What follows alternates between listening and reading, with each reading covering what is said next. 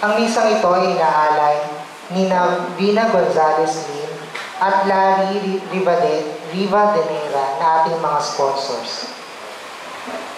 Atin din pong ipagdasalang mabilisang pagaling ni Irene Martinez, Irene Garcia, Dominador Beñas Jr. at Purificación Bautista. Ngayon, magandang gabi po mga kapatid. Natitipon tayo sa kapilya ni San Pedro at San Pablo. Ngayon po ay Biyernes sa ika-11 linggo sa karaniwang panahon at unang araw ng Misa Nobenaryo sa karangalan ni San Pedro at San Pablo. Ang mamumuno po sa pagdiriwang ng ating banal na misa ay si Reverend Father Fred Christian Narvasa. Tayo po ay magsitayo.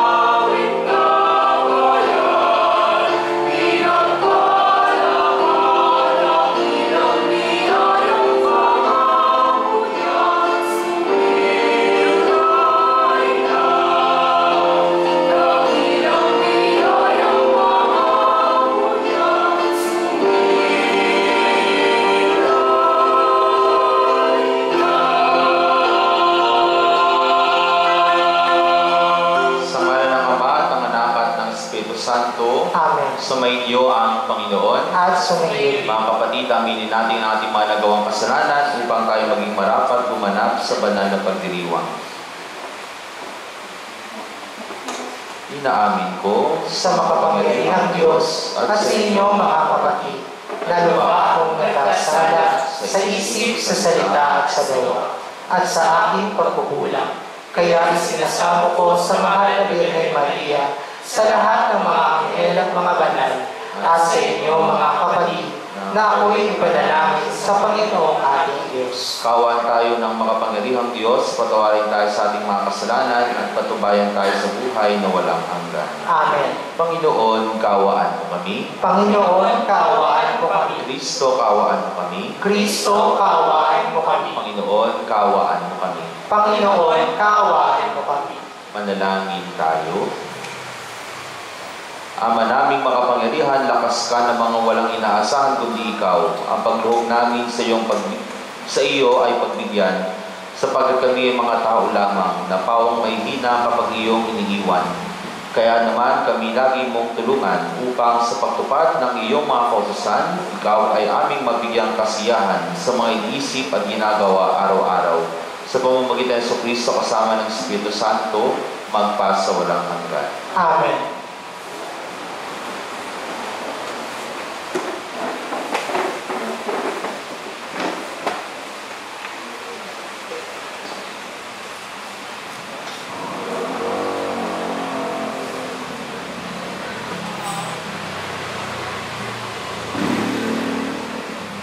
Unang pagbasa.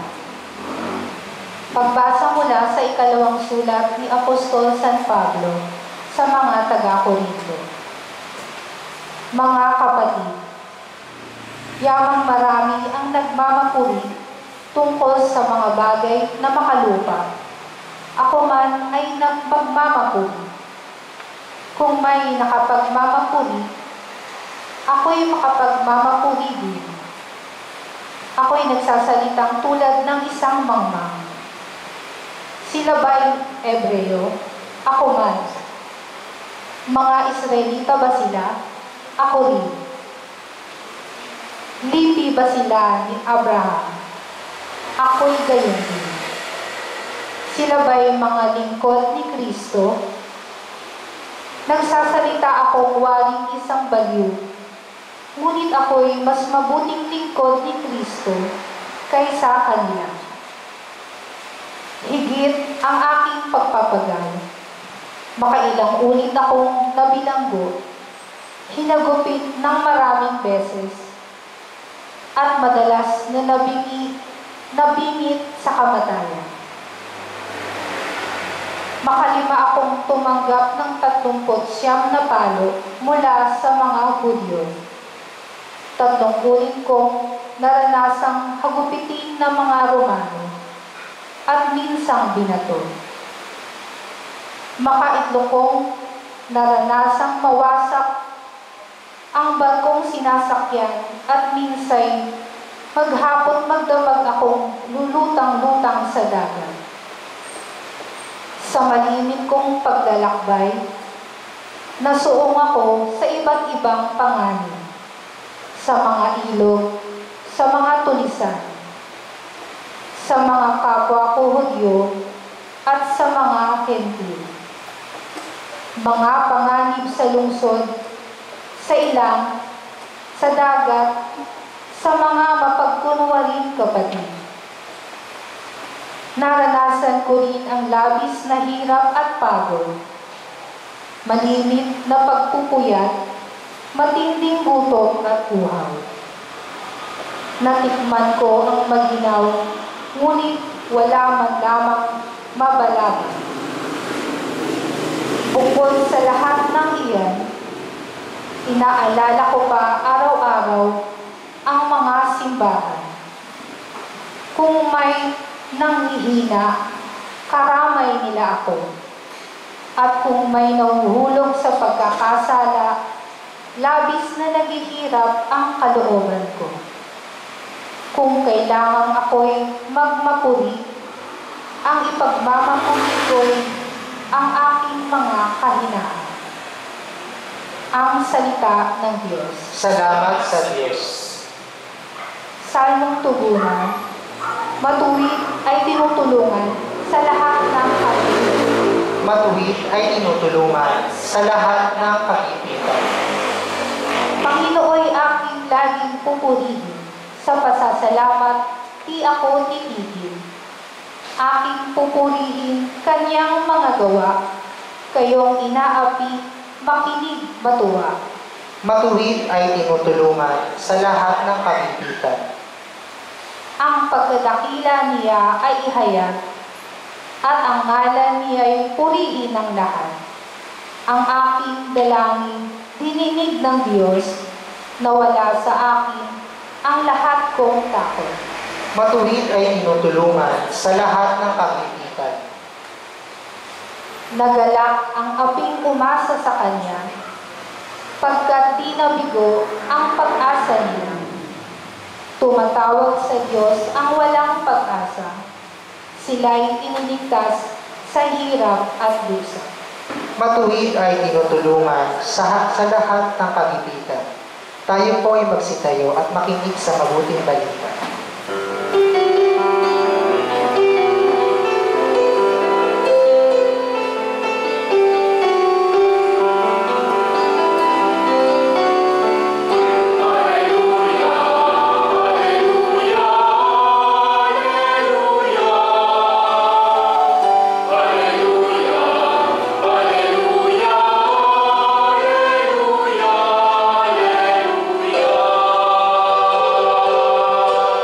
Mapalad ang mga dukha na tanging Diyos na lumikha, ang pag-asa at adhika.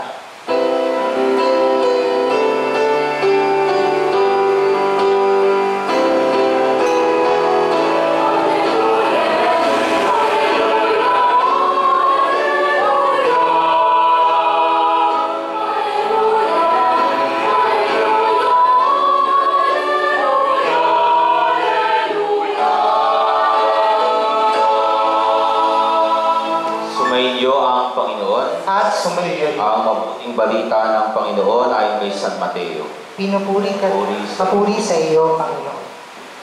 Noong panong iyon, sinabi ni Jesus sa kanyang mga alagad, "Huwag kayong mag-impok ng kayamanan dito sa lupa, Dito'y may naninirang tanga at kalawang at may nakakapasok na magnanakaw.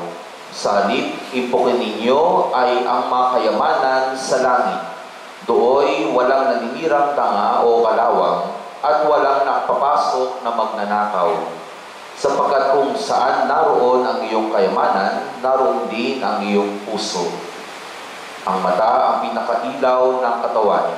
Kaya kung malinaw ang iyong mata, maliliwanagan ng buong mong katawan. Ngunit kung malabo ang iyong mata, madirimlan ang buong mong katawan. Kaya kung ang liwanag na nasa iyo ay kadiliman pala, napakadilim na niyan. Ang mabuting balita ng Panginoon. Pinupuri ka namin, Panginoong Hesukristo. Magandang umaga po at magandang gabi po sa inyong lahat.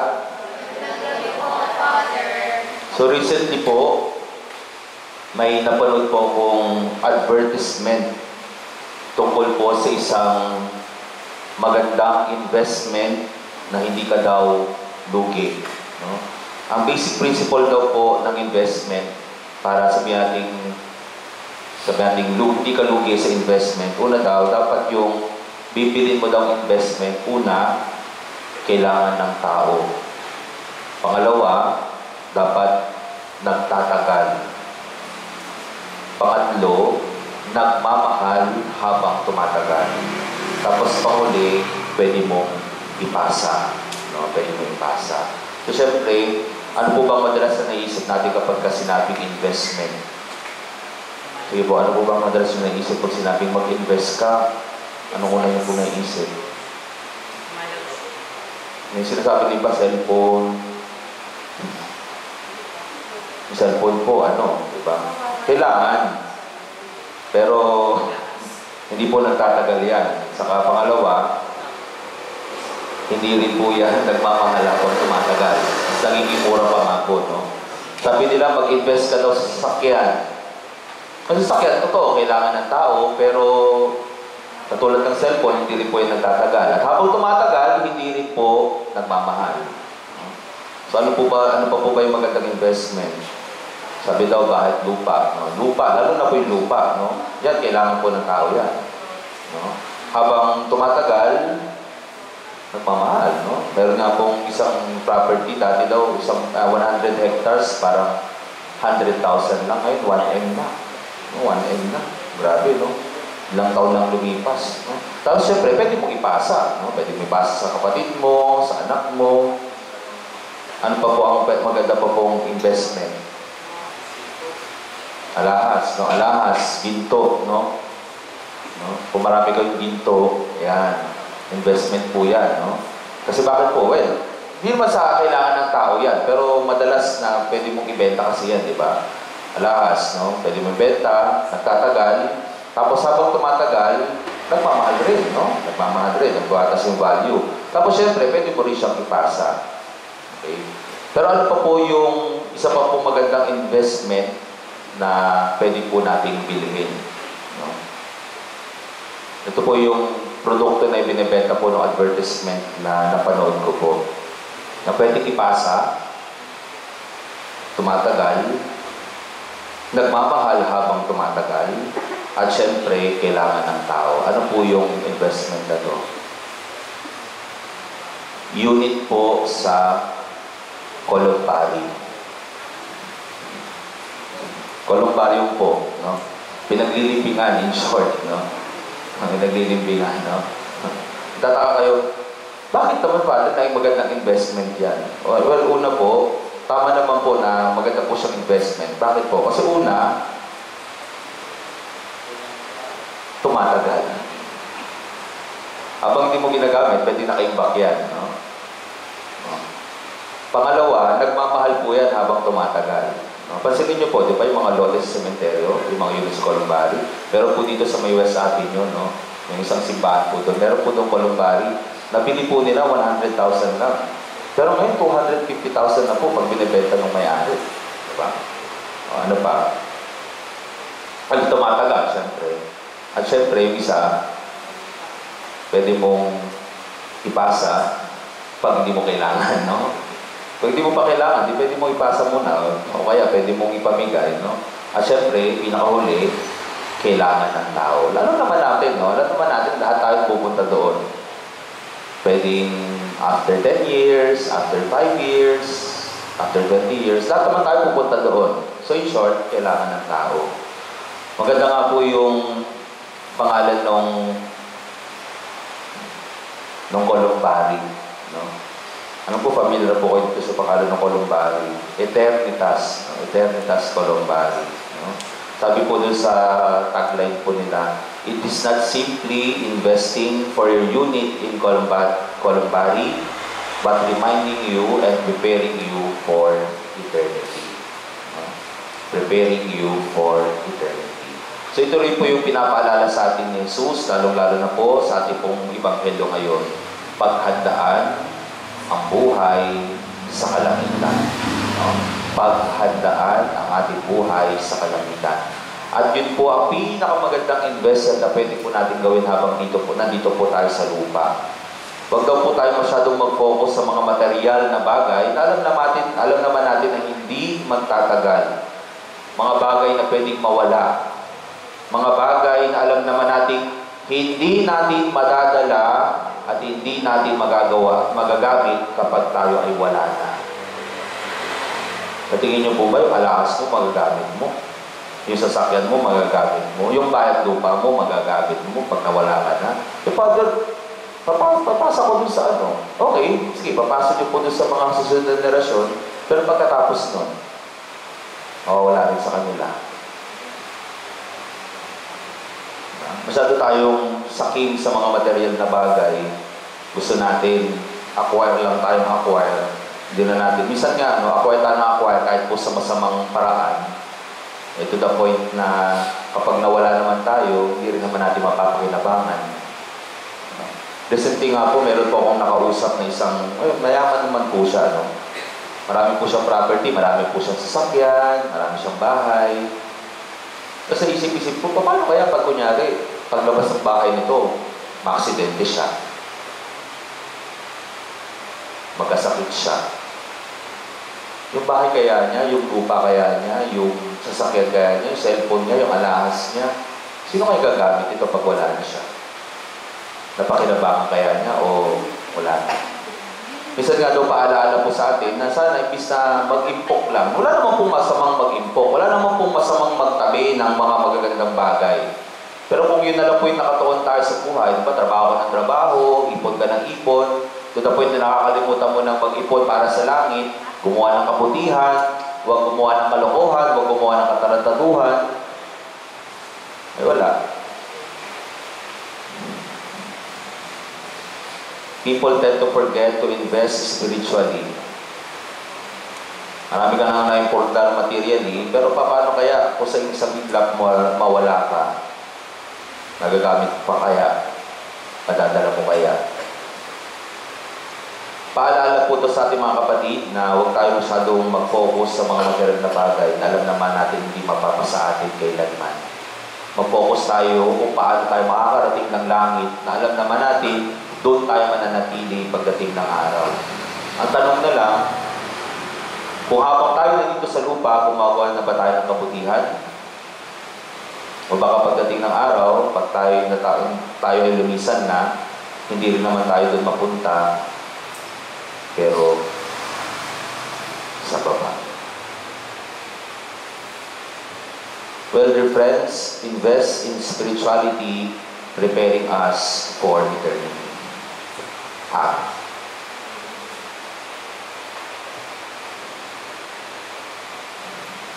Magsitayin na po tayo lahat.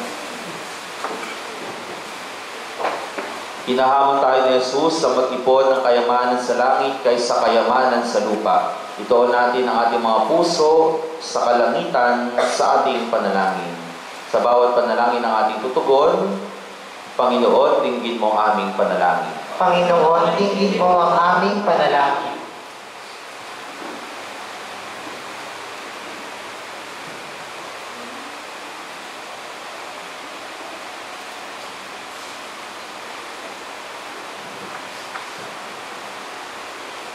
Ang simbahan naway gawing malaya ang mga kalalakihan at kababaihan sa pagkaalipin sa materialismo sa pamamagitan ng pagtuturo sa kanila ng mga bagay na pinahahalagahan ng kaharian ng Diyos. Manalangin tayo. Panginoon, dinggin mo ang aming panalangin. Ang mga politiko at lingkod, pangmamamayan, naway magsimula ng mga programa at proyekto sa kabuuang pag-unlad ng lipunan at kanilang mga nasasakupan. Manalangin tayo. Panginoon, dinggin mo ang aming panalangin. Ang mga taong pinagkatiwalaan ng higit na kayamanan, naway mapagtanto ang kanilang katayuan bilang mga tagapangalaga lamang at hindi mga lubos na nagmamay-ari ng mga biyayang kanilang angkin. Manalangin tayo. Panginoon, dinggin mo ang aming panalangin. Ang mga pinagkaitan ng mga bagay sa mundong ito, naway mapagtanto ang kagandahan ng pagtutuon ng kanilang puso sa makalangit na kayamanan. Manalangin tayo. Panginoon, dinggin mo ang aming panalangin. Ang mga nagdusa at namatay sa pananampalataya, naway umani ng makalangit na gantimpala. Manalangin tayo. Panginoon, dinggin mo ang aming panalangin. Ama naming nasa langit, hindi nagbabago, kumukupa sa iyong pag-ibig sa amin. Bigyan mo kami ng lakas at tapang na lumakad sa iyong presensya sa araw-araw. Hiniling namin ito sa pamamagitan ni Kristo. Amin, Panginoon. Amen.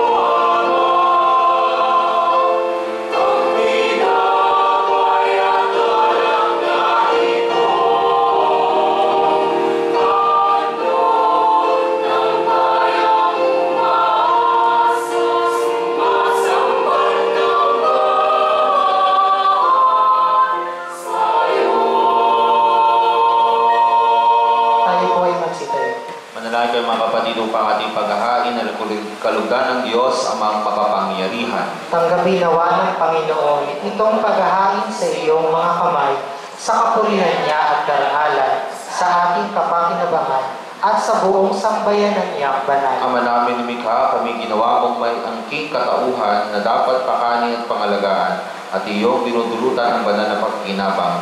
Pagkalubong kami huwag magkulang sa may ukol mo sa aming kapakanan.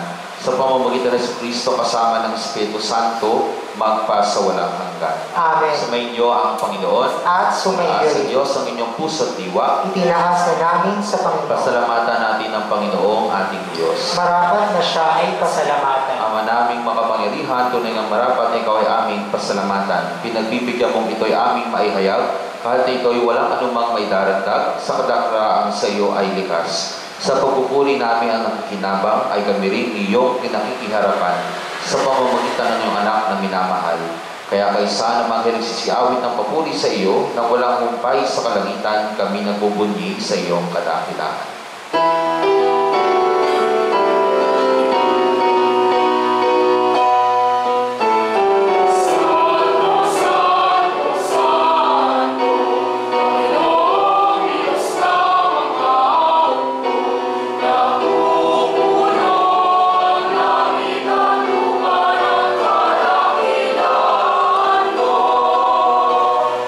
So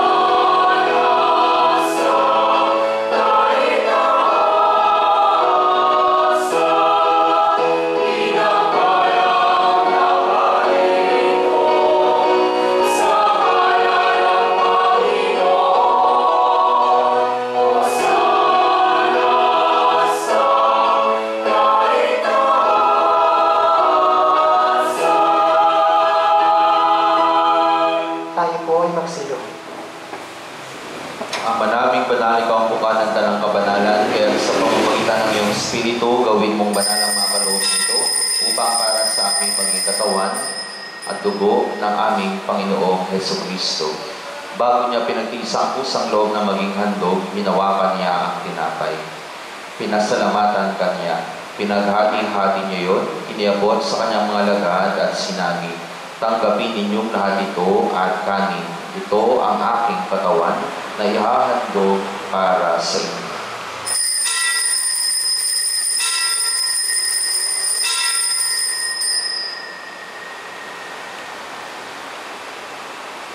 Gayun din naman nung matapos ang hapunan, hinawakan niya ang kalis. Muli kanyang pinasalamatan. Iniabot niya ang kalis sa kanyang mga lagad at sinabi, "Tanggapin ninyong lahat ito at inumin. Ito ang kalis ng aking dugo, ng bago at walang hanggang tipan.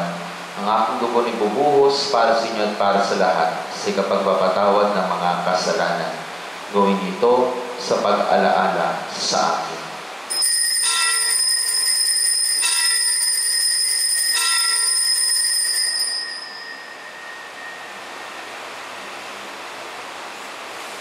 Ang misteryo ng ating pananampalataya. Manatiling nakaluhod.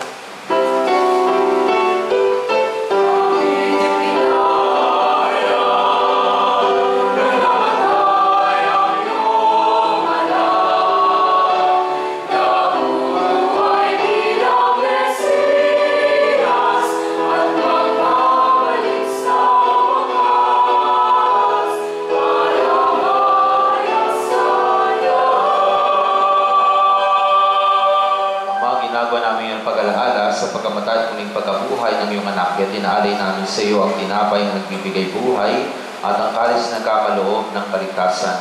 Kami nagpapasalamat dahil kami iyong minarapat na tumayo sa harap mo para maglingkod sa iyo. Isinasamo namin kaming magsalo-salo sa katawan at dugo ni Kristo ay mapuplod sa pagkakaisa sa pamamagitan ng Espiritu Santo. Ama, alingapin mo ang iyong simbahang laganap sa buong daigdig. Puspusin mo kami sa pag-ibig kaisa ni Leon na aming Santo Papa at ni Elias na aming Obispo at ng Tanang Kaparian. Alalahanin mo rin mga kapatid naming nahiblay na may pag-asang sila'y muling mabubuhay, gayon din ang lahat ng mga pumanaw. Kaawan mo sila at patuloyin sa maliwanagan, kaawan mo at pangitapat kaming lahat na makasalo sa iyong buhay na walang wakas. Kaisa na mahalaga ring Maria, Ina ng Diyos, kaisa na San Jose na kanyang esposo, kaisa ng mga apostol at ang lahat ng mga banal na namuhay dito sa daigdig ng kalugod-lugod sa iyo. May pagdiwang nawa namin ang pagpupuri sa kararangal mo sa pamamagitan ng iyong anak na aming Panginoong Hesukristo. Sa pamamagitan ni Kristo kasama niya at sa Kanya, ang lahat ng parangal at papuri ay sa iyo, Diyos amang makapangyarihan, kasama ng Espiritu Santo, magpasa walang hanggan.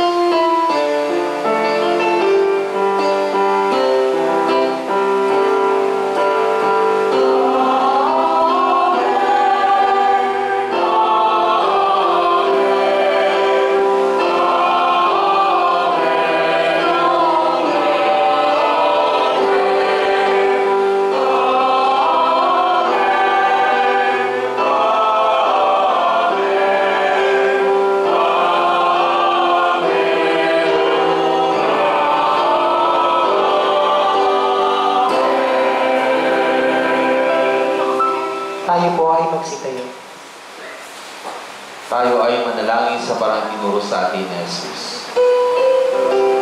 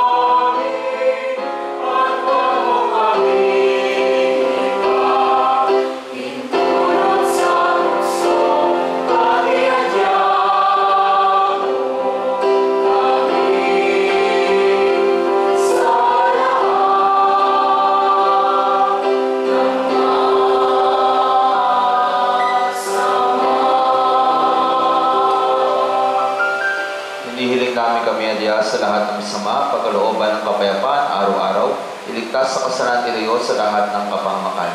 Samantalang aming pinananabikan ang dakilang araw ng pagpapahayag ng tagapagligtas naming si Jesucristo.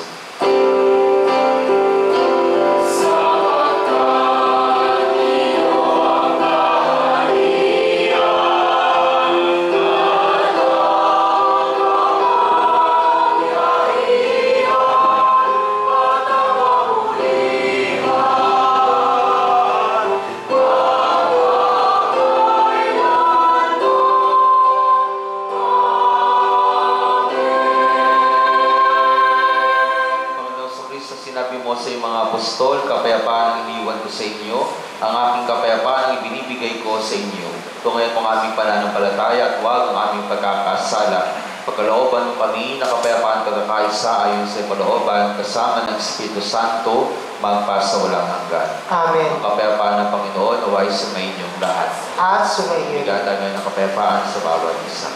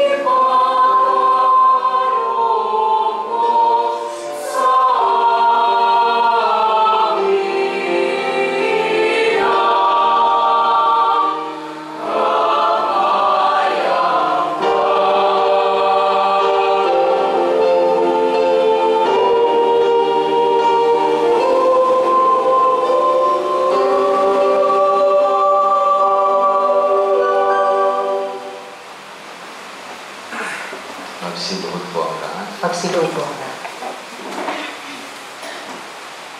Ito si Jesus, ang kordero ng Diyos na nag-aalis sa mga kasalanan ng sanlibutan.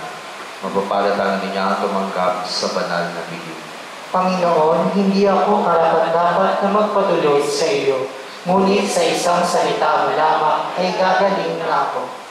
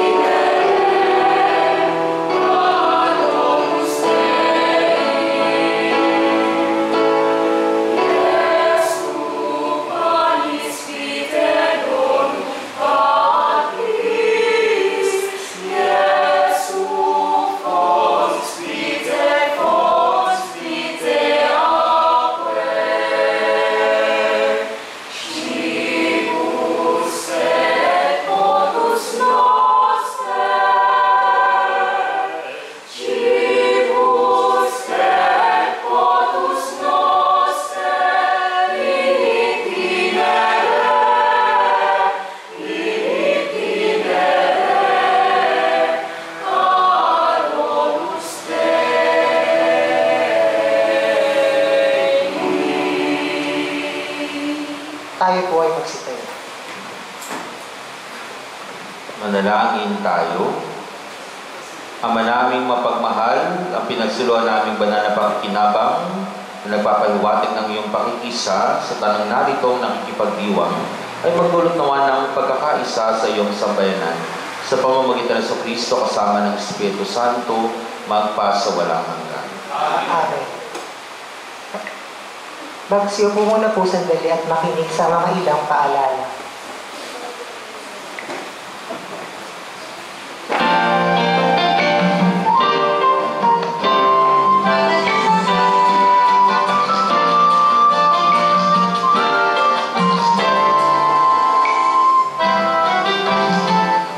Kapayapaan at lahat ng kabutihan ang sumaating lahat.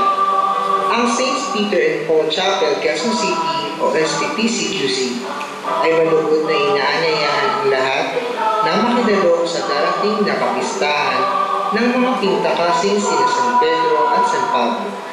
Ito ay sisimulan ng 9 na araw na Misa Nobenaryo mula ika-20 hanggang ika-28 ng Hunyo 2025 sa mga sumusunod na petsa at oras. Ang araw naman ng kapistahan ng mga pintakasing sina San Pedro at San Pablo ay ipagdiriwang sa ika-29 ng Hunyo 2025 sa ganap na ika-4 ng hapon na susundan ng prosesyon pagkatapos ng pagdiriwang ng misa.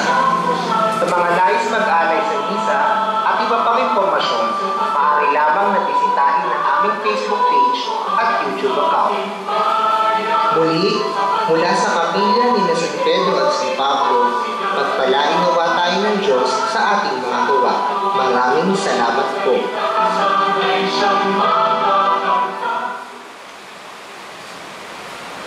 Tayo na po tayong lahat. Magsitayo na po. Sumainyo ang Panginoon. At sumayo. Iyawa ang inyong mga ulo habang ginagawa ang pagbabasbas. Pagpalain nawa kayo ng Diyos sa lahat ng uri ng kaloob ng mabuti at ganap. Pamanagin nawa niyang ganisa at banal ang pamumuhay ninyo araw-araw. Pasapitin nawa niya ang kanyang masaganang tulong sa tanan. Pagitapatin nawa niyang makintal ang kanyang katapatan at ang mabuting balita sa inyong kalooban. Pasaganain nawa kayo sa pag-ibig sa kapwa-tao. Sa pamamagitan ng Kristo kasama ng Espiritu Santo, magpa sa walang hanggan. Amen. Pagpalain ng makapangyarihang Diyos, Ama, Anak, at Espiritu Santo, Amen. taglayin natin ang kapayapaan ni Kristo. Salamat sa Diyos.